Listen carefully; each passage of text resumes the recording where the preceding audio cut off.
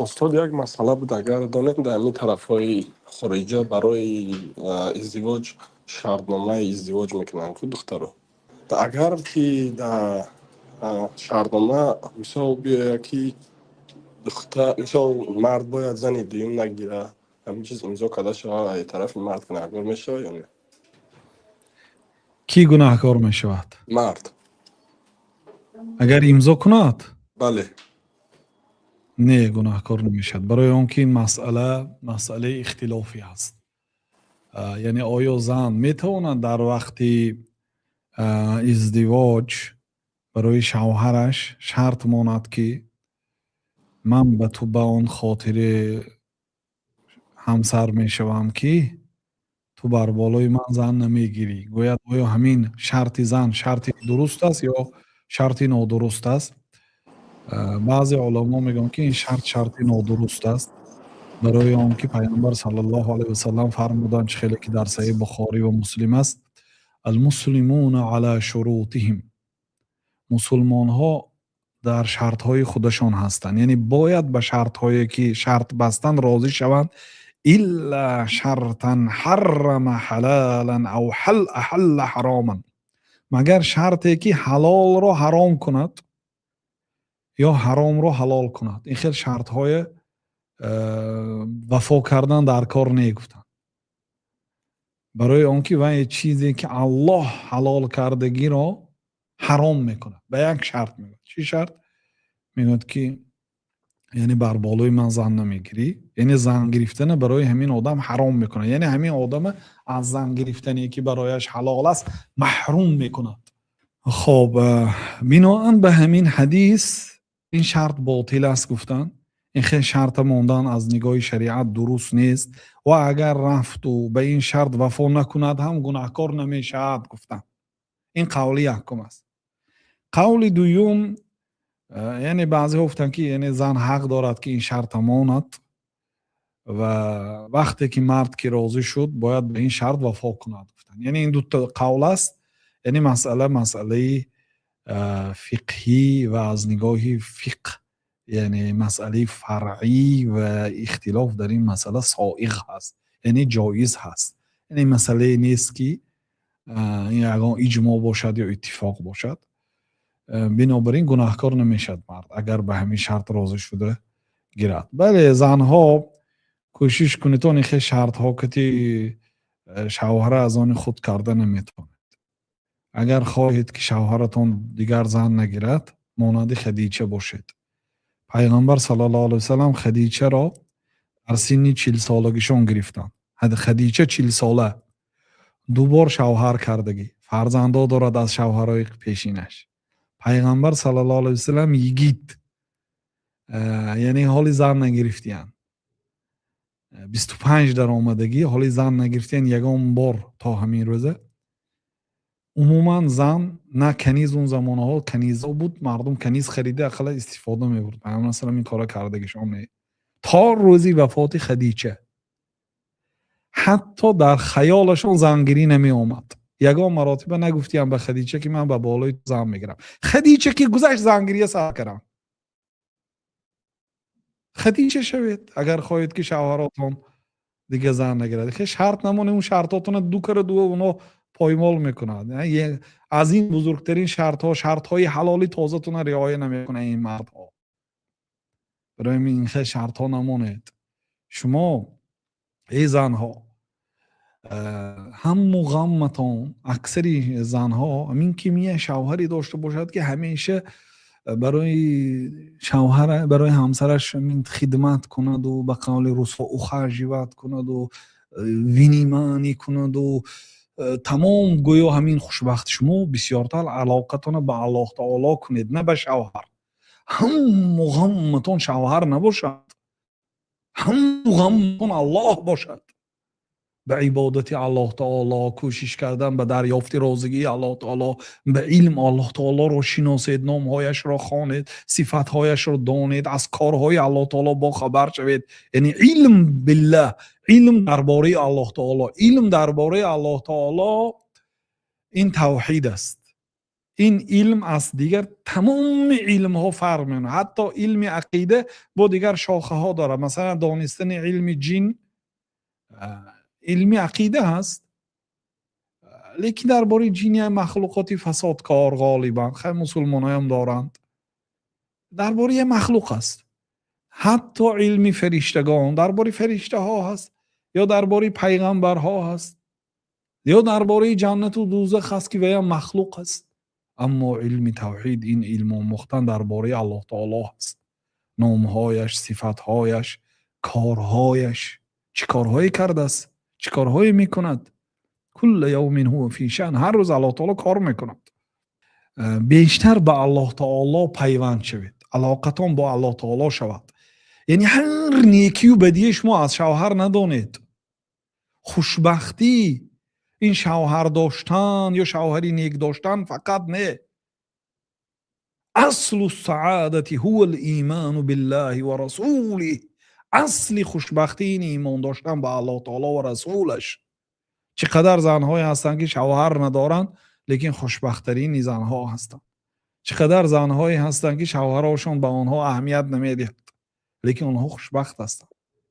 فکر نکنید که فقط خوشبختی با یک شوهر اطاعتکار و یک شوهر خدمتگار فکر نکنید. بنابراین درباره اعتقاد علم آموزید ای زنها که مقصد بسیار فکر و خیال نبینید. حالی شوهر نکرده یکم شرط به شرطی که به من چی نمیکنی، یعنی شوهر به بالای من خاندار نمیشوی. این خیلی شرط های نمانید. شما زنی بهترین شوید، او اگر خاندار شود هم بر شما هیچ کس برابر نمیکنه. وقتی که حضرت عایشه رضی الله عنها گفتن که یا رسول الله مگر الله تعالی برای شما از خدیجه بهترش را نداد؟ خدیجه 2 مراتبه شوهر کردگی، بیوه زنی 40 ساله پیامبر صلی الله علیه و سلم گرفتن و هر باره که بعدی وفاتش اگر به خاطر بیارن گریه میکردن. حتی یه بار در تختق شد، حاله آمده است، حاله خواهری خدیجه، لیکن عادتا خواهرها آوازاشون مانند میشه.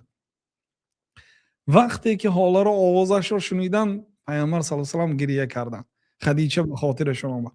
همین که خدیجه به خاطرشون آمد در حال قربانی میکردن، یک گوسفند میکشتن به 2 گانه های خدیجه میفرستانیدن، همچون نیکی و وفاداری به خدیجه رضی الله عنها و ارضا. حضرت عایشه میگن که من 9 یعنی 8 کندوش دیگر داشتم. 8 زنی پیامبر صلی الله علیه و سلم در یک جا زندگی میکردیم. حجره های پیامبر صلی الله علیه و سلم، از اگر مسجد نبوی روید همون جا قبه سبز همونجاها خانه های همسراشون بود. همه خانه های پیامبر صلی الله علیه و سلم همسراشون یان به یان بود. یعنی غیر عایشه با 8 زن دیگر داشتن، در یک وقت زندگی میکردن. میگه که من به یگان زنهای پیامبر صلی الله علیه و سلم رشک نمیکردم، خیلی که به خدیجه رشک میکردم. و ما رأیتها، من اصلا خدیجه رو ندیدم، چون که وقتی که خدیجه از دنیا میگذرد عایشه شاید جوان یا کودک 3 ساله یا همین خیل بود، ندیده است. خلاص و ما رأیتها، اصلا من خدیجه رو ندیدم در حیاتم، لیکن یگان زنها رشک نکردم مثل خدیجه. برای چی؟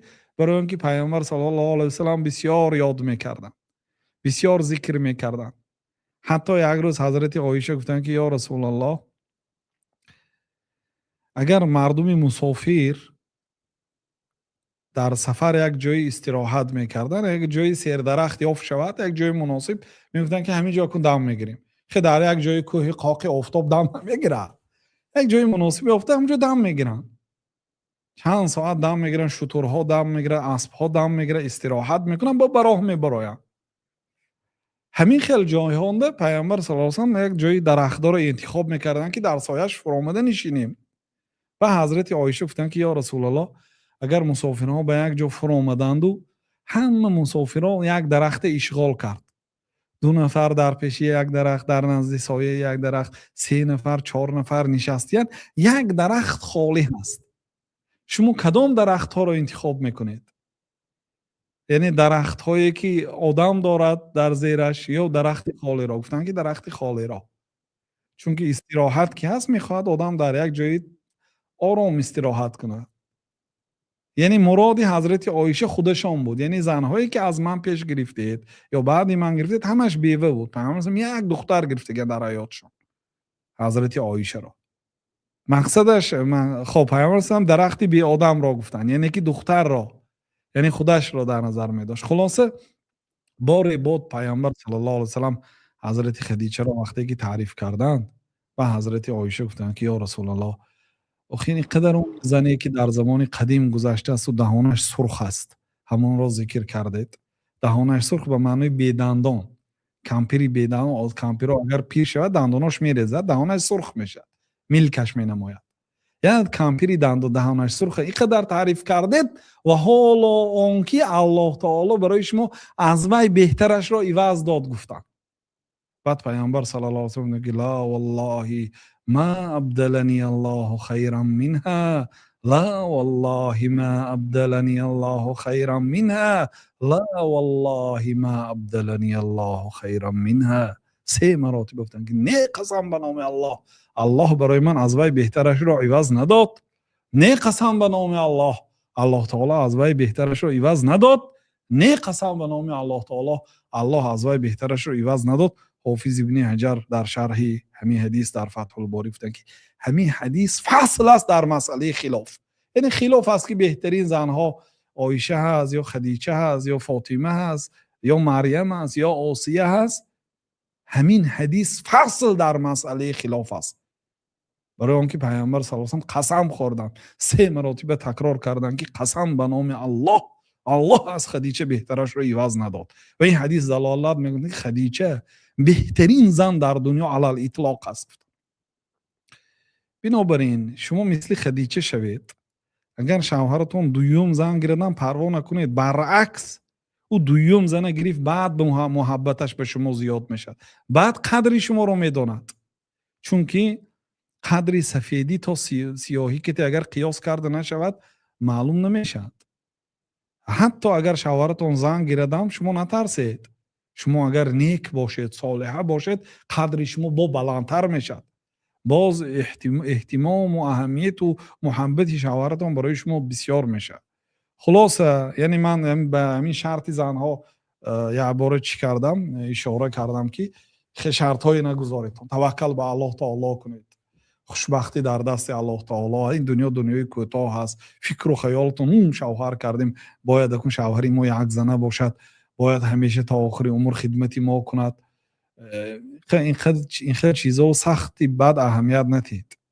وظیفه اساسی شخص مسلمان الله تعالی رو یکه و یگانه پرستش کردن است. و ما خلقت الجن والانس الا لیعبدون، من انسان ها و جن ها رو نآفریده ام مگر به خاطر آنکه مرا تنها پرستش کنند، یگانه مرا عبادت کنند. گفته الله تعالی آفریده است. مقصود اساسی آفرینشی بنده ها در این دنیا الله تعالی رو یگانه عبادت کردن و پرستش کردن است.